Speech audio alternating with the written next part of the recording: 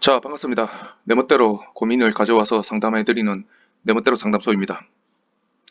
자, 오늘 사연 바로 읽어볼게요.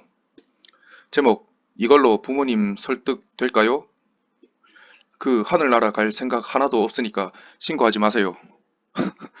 저는 확실한 목표가 있고 행복한 삶을 살고 있고 활동적인 취미도 있습니다.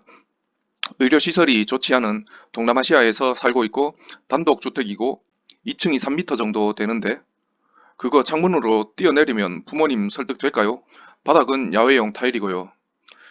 시작부터 좀 내용이 강렬하네요. 한림예고 입시 준비해야 합니다. 근데 학원비 내줄 생각도 없고 합격해도 보내줄 생각이 없다고 하십니다. 제가 다니는 국제학교는 체드웍보다 1,000만 원 싸서 돈 문제도 아닐 테고요.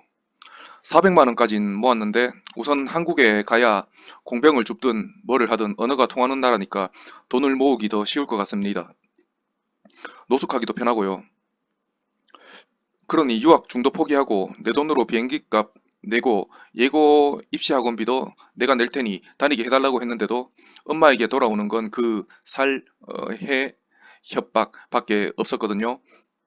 신고 먹지 않기 위해서 조금 우스꽝스럽게 썼을지도 모르지만 장래 희망을 알려드린 뒤로는 맨날 가출해라 죽어라 네가 안 죽으면 내가 죽일 거다 이러십니다.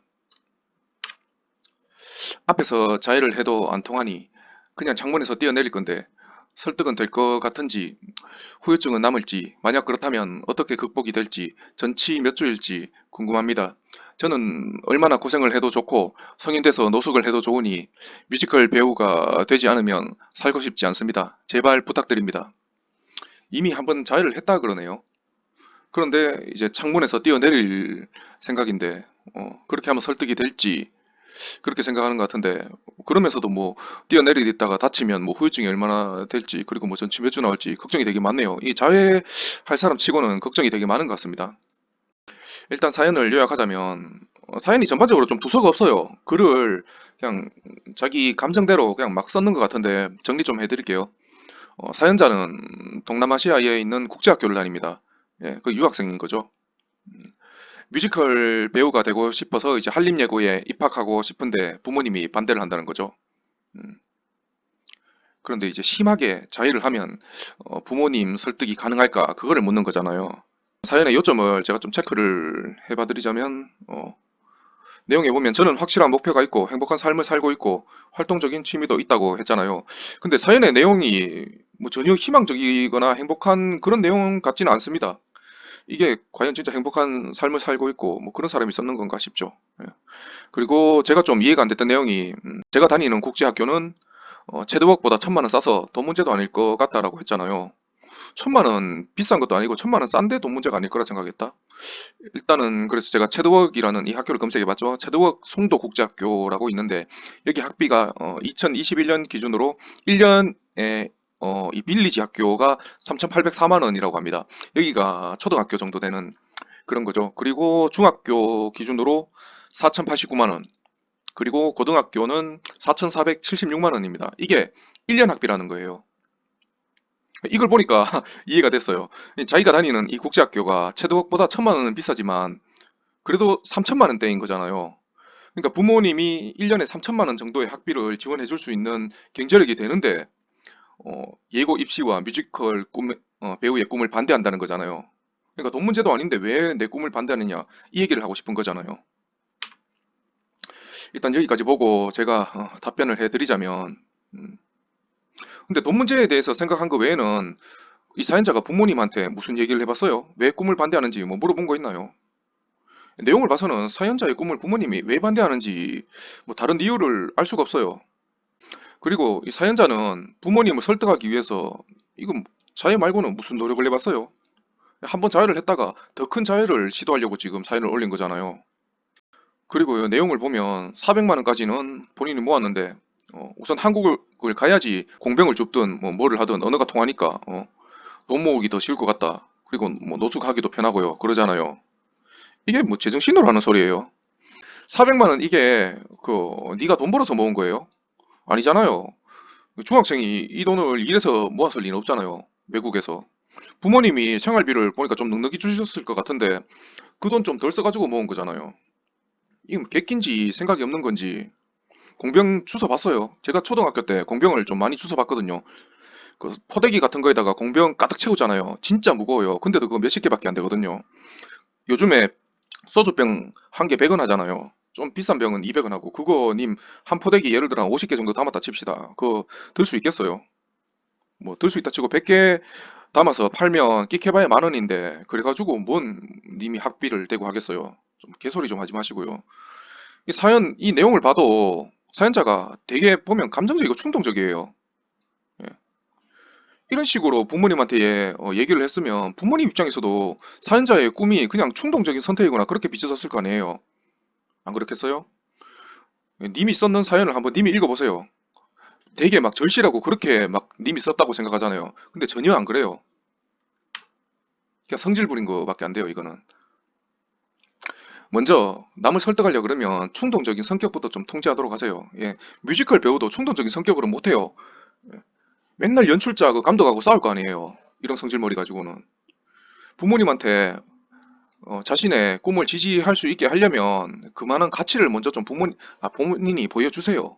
예, 예고 보내주면 잘하겠다. 이딴 말은 진짜 설득력 없어요. 가능성을 먼저 보여주고 나서 그 다음에 지원을 요구하는 게 맞는 거예요. 그러니까 님은 이 사연 내용에 보면 본인이 어떤 가치를 증명했다라는 그런 것도 없잖아요. 그러니까 지원을 먼저 해주고 가치를 증명하는 것은 순서가 거꾸로 된 거예요.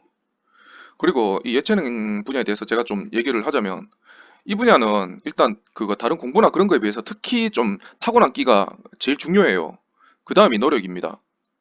본인이 끼가 있다 그러면 일단 노력해서 증명을 하세요. 본인이 끼도 없는데 뭐 노력하잖아요. 그러면 타고난 끼도 있는데 노력하는 사람을 따라잡기는 힘들 거예요. 진짜 거의 불가능에 가까워요. 뭐 박지성은 평발인데도 뭐 맨유 같고 그리고 김연아는 그 피겨스케이팅 하기에는 키가 큰 편인데도 뭐 그렇게 했다. 그 말은 진짜 00 그 상위 0.001%의 사람을 예로 드는 거니까 그 본인에 해당 안 될 수도 있습니다. 일단 요즘에 그 유튜브 같은 게 있잖아요. 유튜브에다가 본인이 연습하는 영상 올려보세요. 유명한 뮤지컬의 넘버 하나 따와가지고 그거 본인이 그거 하는 모습 올리면 대중들이 볼 거 아니에요. 그 대중들이 딱 보고 좋은 댓글 남겨주면 그거를 바탕으로 부모님한테 설득을 해보세요. 그렇게라도 해야지 부모님이 그 본인에 대해서 한 번이라도 다시 생각을 해보죠. 그 예고하고 공부하고 레슨 받아야지 잘할 수 있지. 어떻게 처음부터 잘하냐? 이런 소리는 그냥 핑계입니다. 그러니까 이 말을 달리 생각하면 본인은 지금 내세울 만한 재능이 아무것도 없다는 거랑 똑같은 거예요. 끼는 숨기려고 해도 드러나게 되어 있습니다. 왜냐하면 끼가 있는 사람은 그 본인 스스로 주체를 못해요. 아이돌 연예 기획사에서도 연습생 뽑을 때도 오디션 딱 보잖아요. 거기서 딱 끼가 보이고 가능성이 있다 싶은 사람을 뽑는 거지. 그냥 적당히 반반하게 생겼으니까 쟤들 연습시키면 뭐 잘 하겠지. 그런 생각으로 뽑는 거 아니에요. 그리고 만약에 부모님이 님한테 못 이기고 님의 자의에 설득당해가지고 진짜 예고 보내줬다고 칩시다. 그리고 예대 뮤지컬 학과까지 졸업했다고 칩시다. 근데 님이 거기에 님이 그거에 비해서 재능이 없으면 계속 오디션 떨어질 거 아니에요. 그럼 그때는 어떡할 거예요? 그때도 요 오디션 보는 연출자 앞에서 똑같이 자해할 거예요. 예, 이번에는 3층에서 뛰어내린다 뭐 이럴 거예요. 그러니까 상대방을 뭐 협박하고 그런 식으로 해서 본인이 얻을 수 있는 게 없어요. 그 전에 본인이 진짜 재능이 있는 사람인지 충분히 노력했는지 그 자신에 대한 객관화가 먼저예요. 그리고 뭐 학비 그런 거를 봐서는 부모님이 경제력이 꽤 있으신 분인 것 같아요. 경제력이 있고 그리고 또 경제력이 있는 분들은 좀 학력도 고학력일 가능성이 높거든요. 이런 분이라고 했을 때 이런 부모들은 보통 자식도 자신과 같은 길을 가기를 바랄 가능성이 높아요. 만약에 이런 부모님이라 그러면 솔직히 설득이 저는 어렵다고 봅니다. 내가 이런 부모님이라 해도 님 같은 자식한테 솔직히 지원 안 해줄 것 같아요.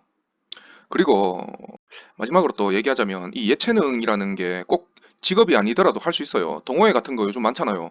그런 데서 본인이 취미로 즐겨도 즐길 수 있습니다. 꼭 자신이 좋아하는 거를 직업으로 해야지 행복한 게 아니에요. 예. 노래 부르는 거 좋아한다고 해서 꼭 가수가 되어야지 할 수 있는 게 아니에요. 뮤지컬도 마찬가지라고 생각합니다. 저도 그 일하면서 돈 벌면서 연극도 했었어요, 예전에. 그리고 이 취미로 하다가 진짜 재능이 뛰어나잖아요. 그럼 어떻게 해서 늦가기로 다 데뷔할 수도 있습니다. 실제로 그런 사람도 있고요. 그러니까 제발 좀 충동적인 그 성질부터 죽이고 본인이 진짜 그 뮤지컬 배우라는 꿈에 대해서 절실하다 그러면 일단 부모님하고 싸우기 이전에 본인이 그 꿈을 위해서 최소한 한 1년이라도 매진해 보세요. 예고 못 가더라도 좀 해보세요. 일단 좀 오늘은 평소보다 제가 텐션이 업됐는데 좀 답답해서 그렇습니다. 오늘 사연은 여기까지 할게요. 고맙습니다.